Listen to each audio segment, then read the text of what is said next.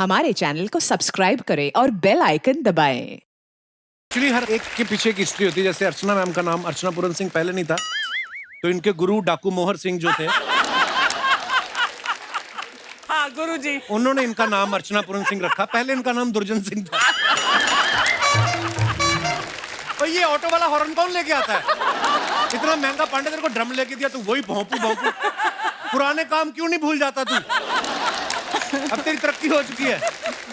On a serious note, मैंने जैसे बात की थी ना कि सत्येंद्र पाजी अपनी एल्बम के रिलीज होने से पहले इतने पॉपुलर हो चुके थे। हुआ क्या, ये कनाडा कोई शो करने गए, कोई इनके यार दोस्त उन्होंने बुलाया, तो उन्होंने एक उसको आप गाना कह लें, उनको आप प्रेयर कह लें, साईं पाजी मैं आपके गाने की बात कर रहा हूँ, और वो एक दुआ है ऊपर वाले के कदमों में कि आप हर एक जो लाइन है उसकी, वो अपने आप में एक प्रेयर है, एक कोट है जिसे आप कह सकते हैं। और वो है पंजाबी में, लेकिन वर्ल्ड वाइड, चाहे वो गुजरात हो, चाहे मध्य प्रदेश हो, दिल्ली, हर जगह लोगों ने इतना सुना। और आई थिंक पाजी आपके पहले एल्बम में ये पहला ही जो सॉन्ग है या प्रेयर कह लो, हर उम्र के हर वर्ग के लोगों ने पसंद किया।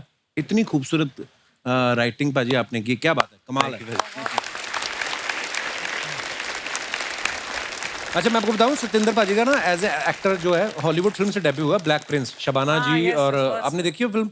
मैंने देखी नहीं है, बट मैंने उसके बारे में चर्चा बहुत सुनी है अपने पंजाबी दोस्तों से। अच्छा जी, थैंक यू। और बहुत ही खूबसूरत फिल्म थी पाजी। पाजी ये संयोग था आप उस फिल्म के साथ जुड़े कि आपने सोच के रखा था मैंने डेब्यू हॉलीवुड से घुसना है? एक स्ट्रेटजी भी होती है कई बार एक आर्टिस्ट की। बिल्कुल भी कोई स्ट्रेटजी नहीं सी। मुझे ये लगता था कि मैं स्टेज के लिए बनाऊं। जो मेरा फर्स्ट पैशन और लव है वो लाइव कॉन्सर्ट्स हैं। ग्लोबली मैं उसी में मसरूफ रहता हूँ ज़्यादातर। फिल्म्स मेरा कभी ऐसा प्रायोरिटी नहीं थी, लेकिन वो सब्जेक्ट ऐसा था। और ब्रिस्टन एंटरटेनमेंट पार्टनर्स लॉस एंजल्स की एक प्रोडक्शन हाउस है जिन्होंने 12 इयर्स ए स्लेव जैसी ऑस्कर विनिंग फिल्म बनाई थी। क्योंकि कैलिफोर्निया में हमारे बहुत सारे पंजाबी लोग हैं, सिख लोग हैं, तो उनको अपनी तवारीख से, अपनी हिस्ट्री से बहुत ज़्यादा मोहब्बत भी है। तो उन्होंने ये सोचा था कि हमें इस मुद्दे पे महाराजा दलीप सिंह की बायोपिक बनानी चाहिए। तो उसके लिए उनको जैसे वो चेहरा कोई चाहिए होगा मेरे ख्याल से। तो वो जो मेरी हाइट या ऐसे कम्प्लेक्शन का, या कुछ ना कुछ उनको शायद लगा होगा, आंखें ऐसी हैं या कुछ है, तो उन्होंने मुझे बुलाया वहाँ पे। तो मैंने उनको साफ साफ कहा कि मैंने जिंदगी में कभी एक्टिंग नहीं की। जो वीडियोस करते हैं ना, वहाँ 10-10 रीटेक करके ऐसे एक बार देखना होता है, फिर खराब हो जाता है। तो वो कहते कोई बात नहीं, वो हम कर लेंगे। तो ऐसे ये सिलसिला हुआ। मेरे ख्याल से लोगों को अच्छा लगा। वो बहुत बहुत बढ़िया थी पाजी फिल्म आपकी।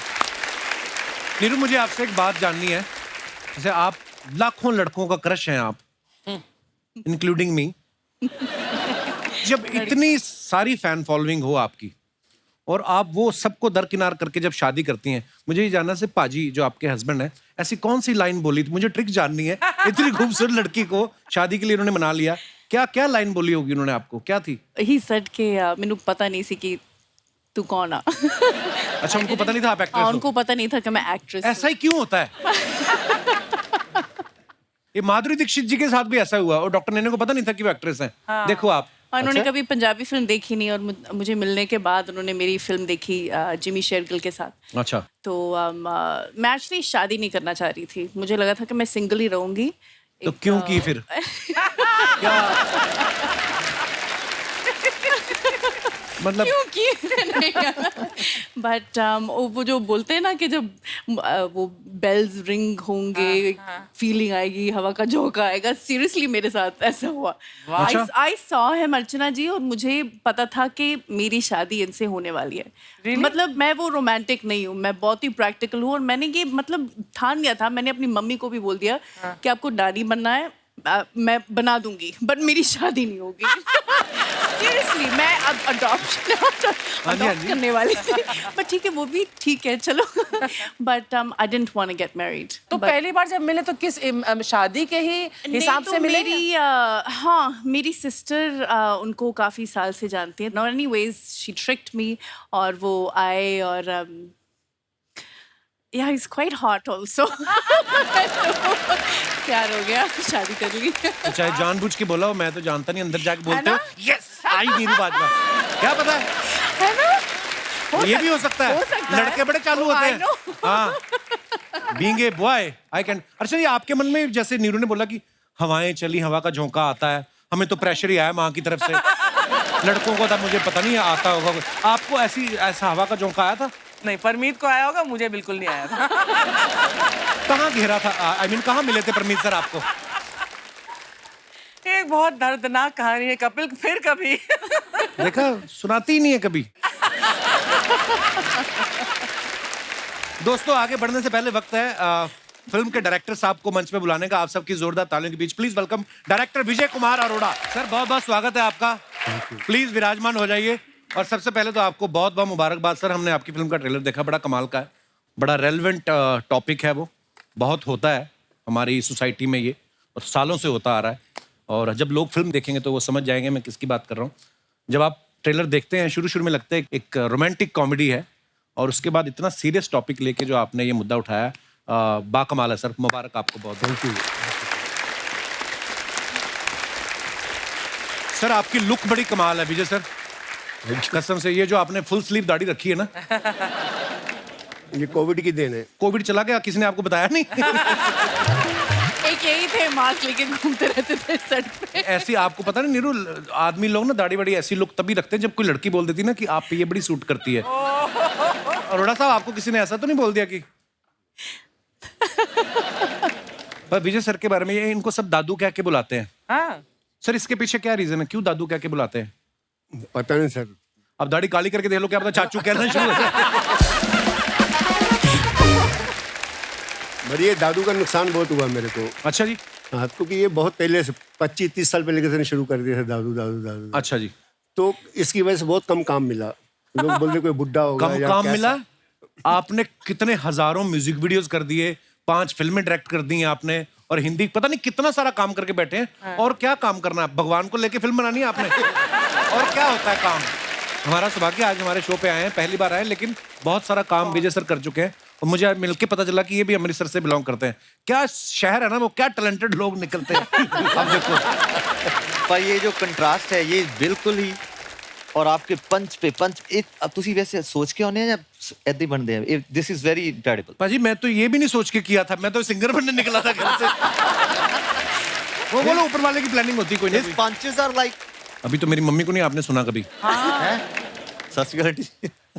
अच्छा। तो हिंदी पर ट्रांसलेट करने में मम्मी अटक जाती, नहीं तो पंजाबी में तो ओफ। बट गाना कितना अच्छा गाती है मम्मी जी। जस्सी पाजी आए थे ना उस दिन, हाँ।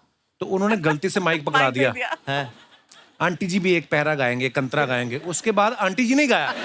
कपिल, इतने सारे एपिसोड्स हमने मिलकर बैठकर देखे हैं, परमीत ने, मेरे बच्चों ने, और लेकिन जितना हम लोगों ने वो पोर्शन एंजॉय किया है उस एपिसोड का, जहां मम्मी जी गा रही थी, तू बोल रहा मम्मी मेरा माइक दे दे वापस, और जस्सी भी बोल रहा हाँ हाँ आगे बोला। It was fabulous। वाह मम्मी, आपकी तारीफ हो रही है। तो मम्मी को मैंने एक दिन पूछा, मैं कहा मम्मी आप इतनी पॉपुलर हो गई। मम्मी कहती हाँ, मुझे तो कई लोग बुलाते हैं, तो उनको मैं पेमेंट क्या बोलूं?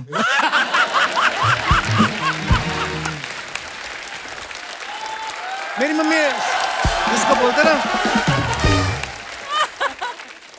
जैसे हमारे घर के ऊपर ही मिक्का पाजी रहते हैं। हाँ। तो मम्मी एक दिन गई, मम्मी ने अपनी कंपोजिशन की हुई है पंजाबी बोलियों की, हाँ। तो मम्मी सुना के आ गई। तो वो खुशी में होता ना कि माँ समान है, तो मम्मी को माथा टेका 11,000 रुपए। तो मम्मी नीचे आई, कहती मिक्का ने मेरे को पेमेंट की।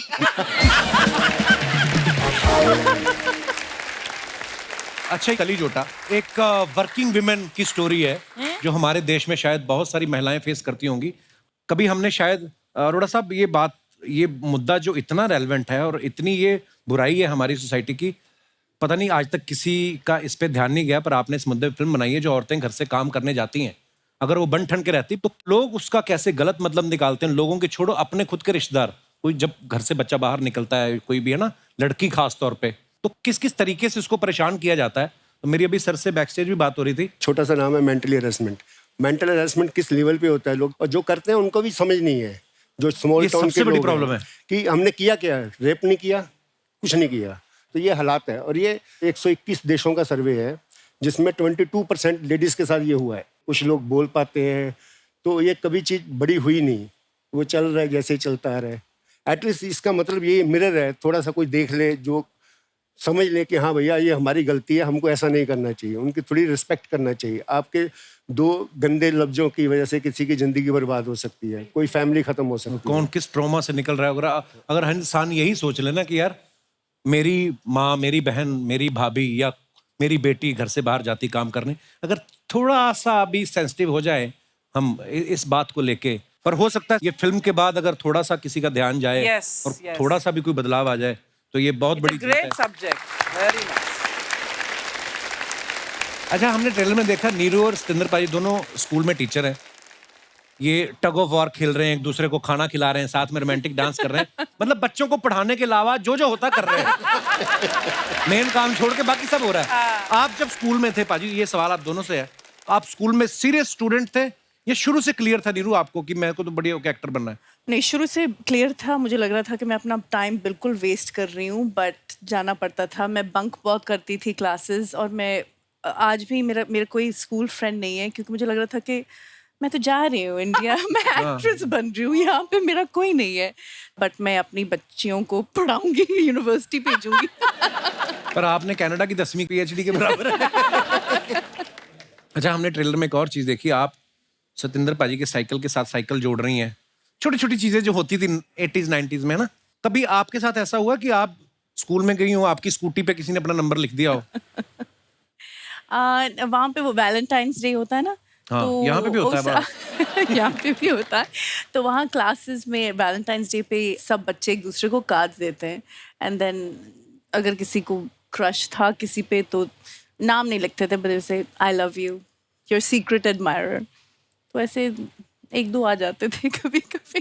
तो आपकी तो स्कूटी की सीट भरी रहती होगी फिर तो। हाँ, नहीं, लिटिल बिट। पाजी, आपने कभी किसी की स्कूटी पे नंबर लिखा है? पर आप इतने प्यारे सोबर शरीफ आदमी हो, पर लड़के ये भी तो हो साथ होगा, में। इनको रोमांस के बारे में इतना कैसे पता है? ये जैसे Actually, लिखा है बाजी, ना, देखो ये जो आप ये एहसास कैसे? देखो ये मेनू तक के नाम साया जा रहा है सर, कोई चक्कर नहीं, चलो। कुछ तो होगा। होशियारपुर में आदमी इतना होशियार तो होता ही है। कोई तो।